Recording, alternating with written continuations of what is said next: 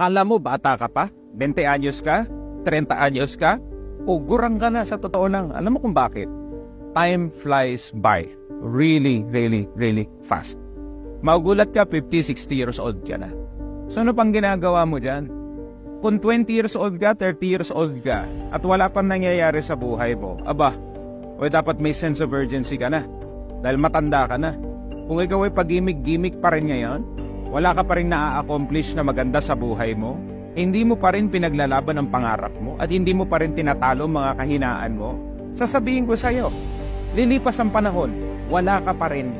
Kakaisip mo na, hindi, bata pa naman ako eh, o ayan. Papayag ka? 50 years old ka na, bata ka pa din, wala pa rin nangyayari sa buhay mo. Better take action now at ipaglaban mo ang pangarap mo. Dahil sabi ko sa'yo, time flies by. Kailangan mo umasenso para sa sarili mo, para sa pamilya mo.